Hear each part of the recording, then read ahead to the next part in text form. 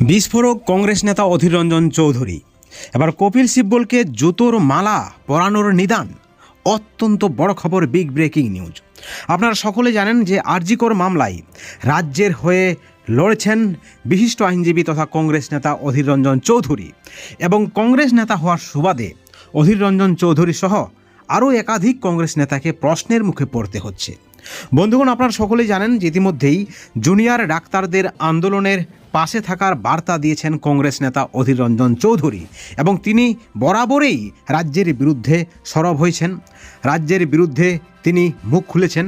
এবার সাংবাদিকদের প্রশ্নের উত্তরে তিনি বিস্ফোরক দাবি করলেন। সাংবাদিকরা অধীর রঞ্জন চৌধুরীকে প্রশ্ন করেন যে কপিল সিব্বল রাজ্যের হয়ে লড়াই করছেন সুপ্রিম কোর্টে, তাতেই কিন্তু বেজায় চটে যায় অধীর রঞ্জন চৌধুরী। তিনি বলেন যে তাকে পাশে পেলে জুতোর মালা পরাতাম।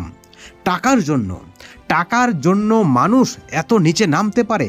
একেবারে বিস্ফোরক অধীর রঞ্জন চৌধুরী, তাতেই কিন্তু রাজ্য রাজনীতি তোলপাড় পড়ে যায়। বন্ধুগণ, আপনারা সকলে জানেন এর আগে অধীর রঞ্জন চৌধুরী কপিল সিব্বলকে বলেছিলেন যে এই মামলা থেকে সরে যেতে, কিন্তু কপিল সিব্বল মামলা থেকে সরে যায়নি। তিনি বলেছেন যে এটা তার পেশা। বন্ধুগণ, ঠিক এই পরিপ্রেক্ষিতে আবার বড় দাবি করে বসলেন, বিস্ফোরক দাবি করে বসলেন অধীর রঞ্জন চৌধুরী।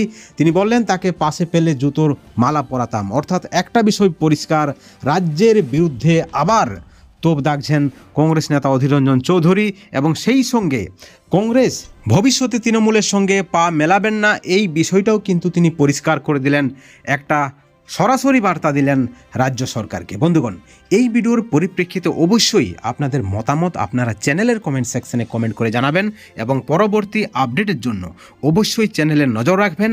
এবং সবশেষে একটা ছোট্ট অনুরোধ করব আপনাদেরকে, এই ধরনের আরও নতুন নতুন আপডেট পেতে অবশ্যই চ্যানেলটিকে সাবস্ক্রাইব করে রাখবেন।